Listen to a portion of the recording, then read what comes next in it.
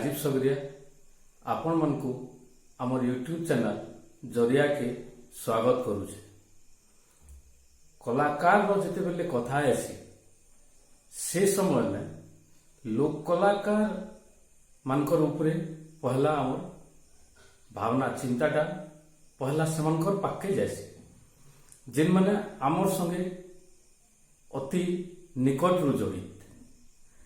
जेते बेले सरकार लोक कलाकार मानकु गोटे चिन्हटर प्रक्रिया आरंभ करिछन आउ से प्रक्रिया भितरे आमे जेन कथा कहबार लगे चाहूछु कलाकार के देखबार गोटे अन्य दृष्टिकोण देवार लगे ये कार्यक्रमटा इने आजी आमे सामाजिक कर्मी आउ सांबादिकता पढ़ुथिबार छात्र गोपबंधु सिका और समध्वनि पत्रिकार संपादिका स्वयंप्रभा पाढ़ी दुई जन को सुनमा आउ आमे कलाकार के तार संज्ञा बाहर करवा गोटे अन्य दृष्टिकोण आरो आमे चिंता करवा।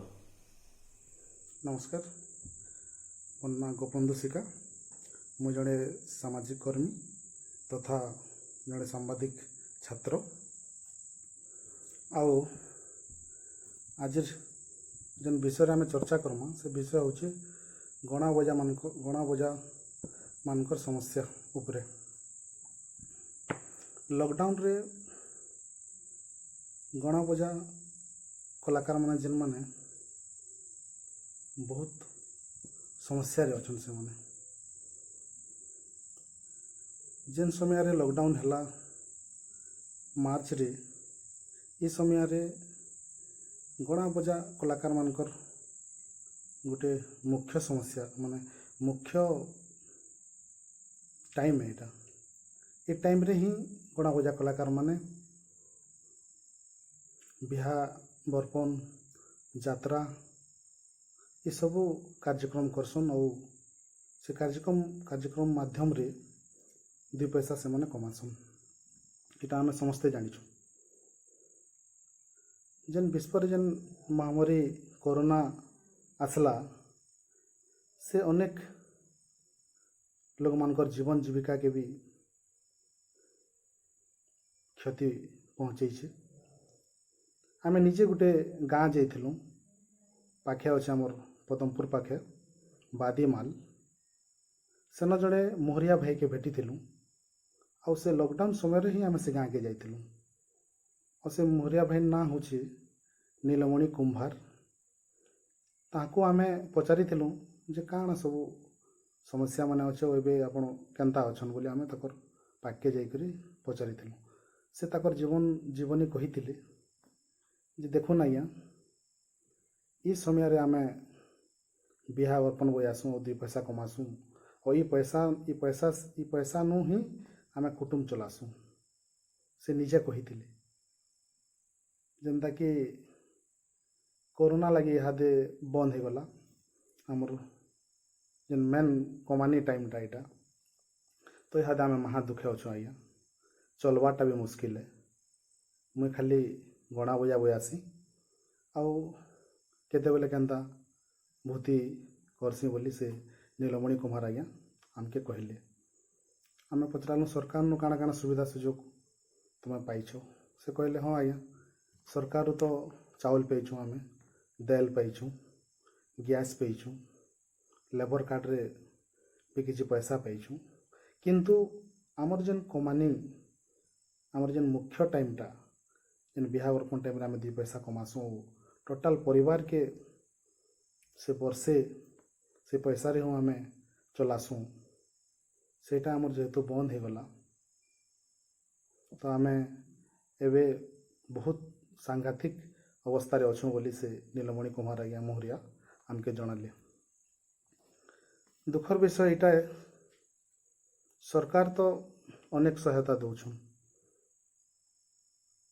सरकार किंतु ओडिसा रे अनेक कलाकार अच्छन से कलाकार मानकर भितरु गणा बजा कलाकार मानकर दुख गोटे अलगा है। सरकार जिते बेले ଆମର ଯେନ୍ କଲାକାର ଭତ୍ତା ଦେଲେ ସେତ୍କି ବେଲେ ବହୁତ କମ୍ ଲୋକ 100ରୁ 90% ଲୋକ କଲାକାର ଭତ୍ତାରୁ ବଞ୍ଚିତ ରହିଲେ। ଏଥିଲାଗି ବଞ୍ଚିତ ରହିଲେ ଯେ ସେମାନଙ୍କର ପାଖେ ପ୍ରମାଣପତ୍ର ନାଇଁନ। ଆଉ ଯେନ୍ ଲୋକମାନେ ଆଜି କଲାକାର ଭତ୍ତା ପାଇଲେ ସେମାନ ପାଖେ ପ୍ରମାଣପତ୍ର ଅଛେ। ତ ଇ ଯେନ୍ ଆମର ଗଣା ବଜା କଲାକାର ଭାଇମାନେ ଏମାନେ କେବଳ ବିହା ଅର୍ପଣ ବଜାସନ୍, ତାପରେ କେନ ଯାତ୍ରା ହେବା ପୂଜା ଏନ୍ତା ଜାଗାମାନକେ ବଜାଉଛନ୍। ତ ଏମାନଙ୍କର ପାଖେ କେନ ଏମାନେ ସାର୍ଟିଫିକେଟ୍ ପାଇବେ। ତ ଯେନ୍ କଲାକାର ଭତ୍ତା ବାହାରିଲା ସେ କଲାକାର ଭତ୍ତାରେ ଯାହାର ପାଖେ ପ୍ରମାଣପତ୍ର ନାଇଁନ ସେମାନେ ନେଇ ପାଇ ପାରିଲେ। ସେଥିଲାଗି ଅଧିକାଂଶ ଆମର ଗଣା ବଜା କଲାକାର ଭାଇମାନେ ସେ କଲାକାର ଭତ୍ତାରୁ ବଞ୍ଚିତ ରହିଲେ। ଆଉ ଗୋଟେ କଥା, ଯେତେ ବି କଲାକାର ଅଛନ୍ ଓଡ଼ିଶାରେ ସବୁଥିରୁ କମ୍ ପଇସାରେ କାମ କରୁଥିବାର କଲାକାରମାନେ ହିଁ ଗଣା ବଜା କଲାକାରମାନେ ହନ୍। ଯେହେତୁ ଏମାନେ ଯେତେବେଲେ ଗୋଟେ ବିହାଘର ବଜେଇ ଯାଏସନ୍, ଏମାନେ ଗୋଟେ ବିହାରେ 3 ଦିନ ବଜାସନ୍। 3 ଦିନରେ ଏମାନେ 7 ଜଣ ରହେସନ୍। 7 ଜଣରେ ଏମାନେ 3000-4000 ଟଙ୍କାରେ ବିହା ଅର୍ପଣ ବଜାଉଛନ୍। ଏଇଟା ସମସ୍ତେ ଆମେ ଜାଣିଛୁ। ଆଉ ଯେତେ ବି ବାକି ଯେନ୍ କଲାକାରମାନେ ଅଛନ୍ ଷ୍ଟେଜ୍ ମାଧ୍ୟମରେ ଯେନ୍ମାନେ କଲାକାର ମେଲୋଡ଼ି କରୁଛନ୍, ଅର୍କେଷ୍ଟ୍ରା କରୁଛନ୍, ସେ କଲାକାରମାନେ ବହୁତ ଟଙ୍କା ନେଇକରି ସେମାନେ ପ୍ରୋଗ୍ରାମ କରସନ୍, ବହୁତ ଇନକମ୍ କରସନ୍। କିନ୍ତୁ ଇ ଯେନ୍ ଗଣା ବଜା କଲାକାର ଭାଇମାନେ ଅଛନ୍ ଏମାନେ ବହୁତ କମ୍ ରେଟ୍ରେ ବଜାସନ୍। ଆଉ ସେମାନେ ସେଥିର୍ଲାଗି ସବୁବେଳେ ଦୁଃଖୀ କଲାକାର। ଆମେ ନିଜେ ଦେଖୁଛୁ ତାଙ୍କର ଯେନ୍ ଅବସ୍ଥାଟା। ଗଣା ବଜାର କଲାକାରମାନେ ଗୋଟେ ଏନ୍ତା ଅବସ୍ଥାରେ ଅଛନ୍ ନା ସେମାନକେ ସରକାର ଜାଣିପାରୁଛେ ଯେ ଓଡ଼ିଶାରେ କେତେ ଗଣା ବଜା କଲାକାର ଅଛନ୍। ସରକାର ପାଖେ ବି ସେ ରିପୋର୍ଟଟା ନାଇଁନ। ସେଟା ଗୋଟେ ଦୁଃଖର ବିଷୟ। କିଛି ବୁଦ୍ଧିଜୀବୀମାନେ କହୁଛନ୍ ଏବେ ଯେ ଗଣା ବଜା ଗୋଟେ ଡାଇଂ ଆର୍ଟ। ଡାଇଂ ଆର୍ଟ ମାନେ ଲୁପ୍ତପ୍ରାୟ କଲା, ମାନେ ଲୁକିକରି ଯେନ୍ କଲା ଥିସି ସେଟାକେ ଡାଇଂ ଆର୍ଟ କହୁଛନ୍। କିଛି ବୁଦ୍ଧିଜୀବୀମାନେ ଏନ୍ତା କହୁଛନ୍। କିନ୍ତୁ କେବେ ଗଣା ବଜା କେବେ ଲୁପ୍ତପ୍ରାୟ କଲା ନୁହେଁ। ଏବେ ବି ଗାଁମାନଙ୍କୁ ଯଦି ଆମେ ଯିମା ଆଉ ଦେଖ୍ମା ବେଲେ ସେ କଲା ବଞ୍ଚି ରହିଛେ। ସେଥିର୍ଲାଗି ଯେନ୍ ସଂସ୍କୃତି ବିଭାଗ ଓଡ଼ିଶା ସେ ବିଭିନ୍ନ କାର୍ଯ୍ୟକ୍ରମ କରୁଛେ। ଏଥିର୍ଲାଗି ବୁଦ୍ଧିଜୀବୀମାନେ କହୁଛନ୍ ଯେ ଲୁପ୍ତପ୍ରାୟ କଲା, ଯେହେତୁ ସରକାରୀ କାର୍ଯ୍ୟକ୍ରମ ଗଣା ବଜା କଲାକାରମାନେ ନାଇଁ କରବାର୍। ବାକି ଯେତେ ବି କଲାକାରମାନେ ଅଛନ୍, ଯେ ବି କଲା ଅଛି, ବିଭିନ୍ନ ଲୋକ କଲାକାରମାନେ ଅଛନ୍, ସମସ୍ତେ ସରକାରୀ କାର୍ଯ୍ୟକ୍ରମ କରୁଛନ୍। କିନ୍ତୁ ଗଣା ବଜା କଲାକାରମାନେ ସରକାରୀ କାର୍ଯ୍ୟକ୍ରମ ନାଇଁ କରବାର୍। ସେ ଦୃଷ୍ଟିରୁ ଏମାନକେ ସରକାର ଏମାନଙ୍କୁ ଜାନି ନାଇଁ ପାରବାର୍। ଆଉ ଏସବୁକେ ଦେଖିକରି କିଛି ବୁଦ୍ଧିଜୀବୀ କହୁଛନ୍ ଯେ ଏଇଟା ଗୋଟେ ଡାଇଂ ଆର୍ଟ, ଲୁପ୍ତପ୍ରାୟ କଲା। ମୁଇଁ ନିଜେ ଏ ଅଞ୍ଚଳରେ ବୁଲି ବୁଲି କାମ କରୁଛେ, ମୁଁ ଦେଖୁଛେ ଅନେକ ଗାଁରେ ଗଣା ବଜା ବଞ୍ଚି ରହିଛେ। ଆଉ ଅଛେ ଏବେ ବି ଲୋକ ଏ ବଜାନୁ ବଜେଇକରି ନିଜର ଜୀବନଯାପନ କରୁଛନ୍। ଏ ଟାଇମ୍ରେ ଗଣା ବଜା କେବଳ ଗୋଟେ ହିଁ ଇଟା ଯେ ଏମାନେ କେହିନି ଜାଗାରେ କିଛି କହିନି ପାରୁନ୍, ତାଙ୍କର ଦୁଃଖକେ କେହିନି ଜାଗାରେ କହିନି ପାରୁନ୍। ଯେତେ ଜାଗାରେ ବି ବଜାସନ୍ ନିଜେ ସହି ଲହିକିରି ବଜାସନ୍। ଇଟା ଗୋଟେ ଆମର ପରମ୍ପରା ଏ, ଇଟା ଗୋଟେ ଆମର ବାପ ଅଜା ବଜାଉଥିଲେ। ସେଥିର୍ଲାଗି ଆମେ ଏଟାକେ ବଞ୍ଚେଇ ରଖିଛୁଁ ଆଜ୍ଞା। ସେମାନେ ଏଟା ନିଜେ କହେସନ୍ ଯେନ୍ମାନେ ବଜାଉଛନ୍ ଯେ ଆମେ ଏଇଟା ଗୋଟେ ସଂସ୍କୃତିକେ ବଞ୍ଚେଇଛୁଁ ଆଜ୍ଞା। ଆମର ଅଜା କକା ବବାର ଗୋଟେ ନାଁ ଏ, ତ ଇଟାକେ ଆମେ କେଭେ ନେଇ ଛାଡ଼ୁ ଆଜ୍ଞା। କିନ୍ତୁ ଦୁଃଖର ବିଷୟ ସରକାର ଦୀର୍ଘ କେତେ ବର୍ଷ ହେଲା ଏମାନଙ୍କୁ ନା କଲାକାରରେ ବି ଗଣିତ ନାଇଁ କରବାର୍ ଥିଲେ। ଗଣା ବଜା କଲାକାର ମାନେ କୌଣସି ସରକାରୀ କାର୍ଯ୍ୟକ୍ରମ କରିପାରିବେ ନାହିଁ।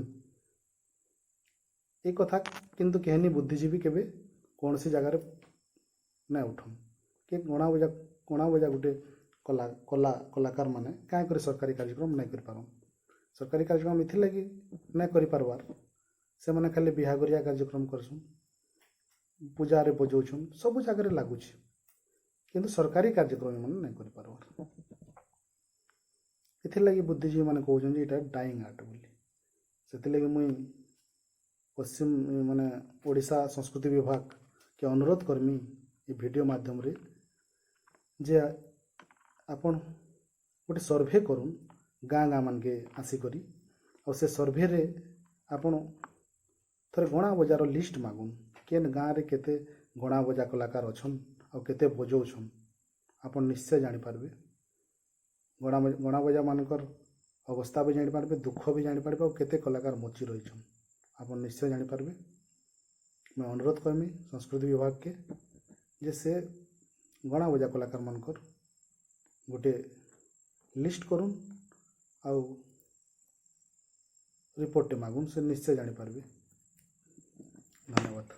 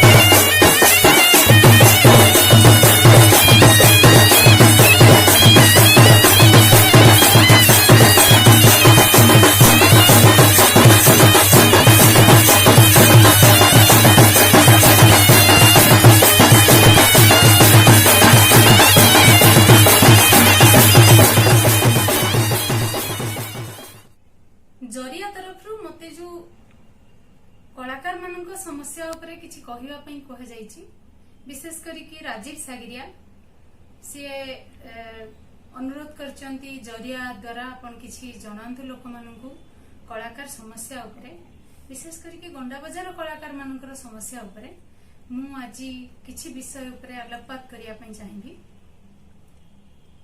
गोटे कथा प्रथमे कहबी, गोटे गां को मु जाइथिली, गाँर ना बयतपाली। यही पत्रिकार समध्वनि आमे तांको कभर करथिलु। बयतपाली रो कलाकार भाई माने तांको संगर कथा हला बेले से माने गोटे मते गोटे नुआ शिक्षा मिलिला, कारण से माने तांकर दुख कहूतिले से माने केते कष्ट रे माने सेमान को जीविका बंचौछंती, कला रो रोजगार करछंती एवं बहुत कष्ट रे से माने जीविका संग्रह करुछंती। एवं सेतबे मु तांको गोटे प्रश्न करथिली, आपण माने जदी भाबुछंती जे जो बाहागर किंबा पूजा पर्वण रे बजेई कि भी आपनकर पेट पोसी पारु नांती, ताहले काहे आपण बजौछंती, आपण काहे आउ किछि व्यवसाय करू नांती।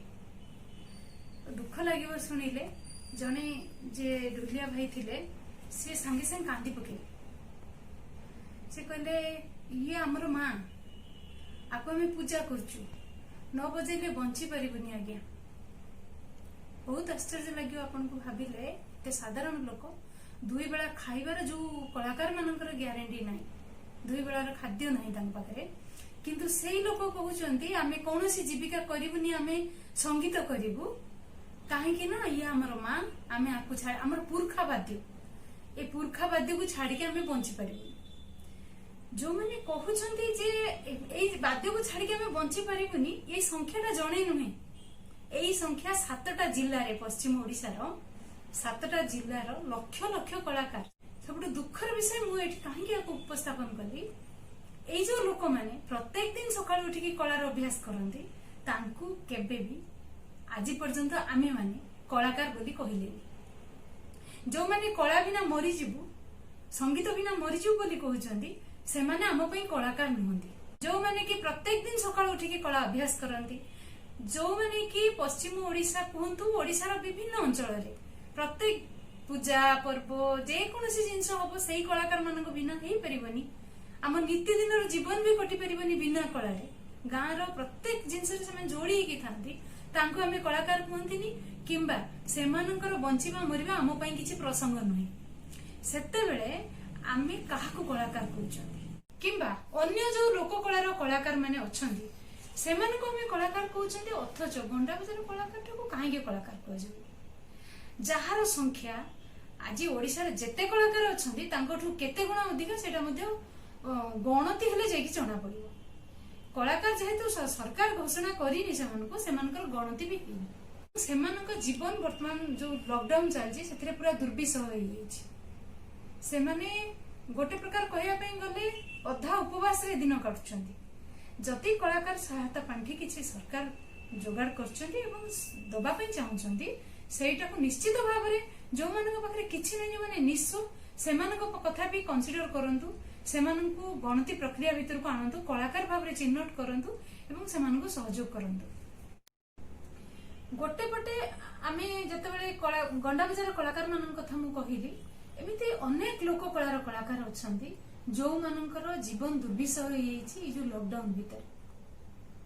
ଆମେ ଯେତେବେଳେ କଳାକାର ବୋଲି କହୁଛନ୍ତି ଅତି ସାଧାରଣ ମଣିଷକୁ ଆଗେ ପ୍ରଥମେ ଆମ ଯୋଉ ତାଲିକା ତିଆରି ହଉଛି ତା ଦେହରେ ଆଗେ ରଖିବା ପାଇଁ ପଡିବ। ସେତିକି ସରକାରଙ୍କର ଦାୟିତ୍ୱ। ଅନୁରୋଧ କରିବି ସରକାରଙ୍କୁ ନିଶ୍ଚିତ ଭାବରେ ଯେତେବେଳେ ଆମର କଳାକାର ଚୟନ ପ୍ରକ୍ରିୟା ଚାଲୁଛି ଯେତେ ସାଧାରଣ କଳାକାର ଅଛନ୍ତି ସମସ୍ତଙ୍କୁ ତାଲିକା ଭିତରକୁ ଆଣନ୍ତୁ। ଛାତ୍ରମାନେ ବି ଅଛନ୍ତି ଯୋଉମାନେ କି ଅନେକ ଛାତ୍ର ବି ଆ ଭିତରେ ସୋସିଆଲ ସାମାଜିକ ଗଣମାଧ୍ୟମରେ ପୋଷ୍ଟ କରିଛନ୍ତି, ଫେସବୁକ୍ ମାଧ୍ୟମରେ ଯେ ଆମମାନଙ୍କର ଖାଇବାର ଗ୍ୟାରେଣ୍ଟି ହେଇନି କାରଣ ସେମାନେ ଷ୍ଟେଜ ପାଉନାହାନ୍ତି। ଯେତେବେଳେ ଯୁବ କଳାକାରଟେ ତାର କୌଣସି ସମସ୍ୟା ସେ କାହା ସାଙ୍ଗରେ ସେୟାର ବି କରିପାରୁନି, ଦୁଃଖରେ ରହୁଛି, କାରଣ ନର୍ମାଲି କୁହାଯାଏ କଳାକାର ମାନେ ଭାରି ସ୍ୱାଭିମାନୀ। ସେଇଟା ମୁଁ ଗଣ୍ଡା କଳାକାର ପାଖରେ ବି ଦେଖିଛି, ଆମର ସହରରେ ଥିବା କଳାକାର ମାନଙ୍କ ପାଖରେ ବି ଦେଖିଛି ଯେ କଳାକାର ମାନେ ବହୁତ ସ୍ୱାଭିମାନୀ, ଭୋକରେ ରହିବେ ସିନା କେବେ କାହାକୁ କିଛି କହିବେ। ସେଇ କଥାଟାକୁ ସରକାରଙ୍କୁ ବୁଝିବାକୁ ପଡିବ ଏବଂ ସେଇ ଯୋଉ କଳାକାର ମାନେ ଆଜି ଦି ବେଳା ଖାଇବାର ଗ୍ୟାରେଣ୍ଟି ନାହିଁ, ତାଙ୍କର ସର୍ବନିମ୍ନ ଖର୍ଚ୍ଚ ବି ସେମାନେ ପାଉନାହାନ୍ତି, ଯେହେତୁ ଷ୍ଟେଜ କୋଉଠି ହବାର ନାହିଁ, ବର୍ଷେ ଯାଏ କି 2 ବର୍ଷ ଯାଏ ସେଟା ରୋଗର ମାତ୍ରାର ଜଣା ପଡିବ। ସେଇମାନଙ୍କ କଥାକୁ ଅଗ୍ରାଧିକାର ଦେଇକି ସରକାର ପ୍ରଥମେ ନିଜ ତରଫରୁ କିଛି ସହଯୋଗ ଘୋଷଣା କରନ୍ତୁ ଏବଂ ସେଥିପାଇଁ ମୁଁ ଗୋଟେ ପ୍ରପୋଜାଲ ସମଧ୍ୱନି ମାଧ୍ୟମରେ ପବ୍ଲିଶ କରିଥିଲି ୟା ପୂର୍ବରୁ ଯେ ସରକାର ବର୍ଷ ସାରାର ଯୋଉ କାର୍ଯ୍ୟକ୍ରମ ସାଂସ୍କୃତିକ କାର୍ଯ୍ୟକ୍ରମ ପାଇଁ ସରକାରଙ୍କର ଗୋଟେ ବଜେଟ୍ ଥାଏ, ଯୋଉ କଳାକାର ସହାୟତା ପାଣ୍ଠି ନାଁରେ ସେଇ ବଜେଟଟାକୁ ସେ ଏ ବର୍ଷ ଯଦି ଘୋଷଣା କରନ୍ତେ, ଏଇଟା ଗୋଟେ ମୋର ତରଫରୁ ନିଜ ତରଫରୁ ପ୍ରପୋଜାଲ ଏବଂ ସମଧ୍ୱନି ତରଫରୁ ପ୍ରପୋଜାଲ। ଆମେ ଆଲୋଚନା କରୁଥିଲୁ ସମଧ୍ୱନିରେ ଯେ ଯଦି ଏ ବର୍ଷ କୌଣସି ପ୍ରକାରର କାର୍ଯ୍ୟକ୍ରମ ହବା ସମ୍ଭବ ନୁହେଁ, କାରଣ ଯେହେତୁ କରୋନା ଏଭଳି ଭାବରେ ଗ୍ରାସ କରିଛି ସମଗ୍ର ରାଜ୍ୟରେ ଯୋଉଭଳି ବ୍ୟାପିଲାଣି, ତେଣୁ କଳାକାର ମାନଙ୍କ ପାଇଁ ଯୋଉ ପଇସାଟା ସରକାର ଖର୍ଚ୍ଚ କରନ୍ତି ସେଇଟାକୁ ଯଦି କଳାକାର ସହାୟତା ପାଣ୍ଠି ମାଧ୍ୟମରେ କଳାକାର ମାନେ ବଞ୍ଚିକି କେମିତି ରହିବେ ସେଇଟାକୁ ଚିନ୍ତା କରନ୍ତି ଏବଂ ସେଇ ପଇସା ସାହାଯ୍ୟ କରନ୍ତି, ତାହେଲେ କଳାକାର ମାନେ ଏ ବର୍ଷ ବଞ୍ଚିଯିବେ ଏବଂ ପରବର୍ତ୍ତୀ ସମୟରେ ସରକାର ଯେତେବେଳେ କଳାର କଥା କହିବେ ସେଇମାନେ ଆସିକି ଛିଡା ହେବେ। ଯଦି କଳାକାର ବଞ୍ଚିକି ନ ରହୁଛି ତାହେଲେ ଏଇ କଳାକୁ ବଞ୍ଚେଇବ କିଏ? ବହୁତ ବହୁତ ଧନ୍ୟବାଦ ଜରିଆକୁ, ସେ ସୁଯୋଗ ଦେଇଛନ୍ତି ଏଇଭଳିଆ ଗୋଟେ ବିଷୟ ଉପରେ ଆଲୋଚନା କରିବା। ନମସ୍କାର।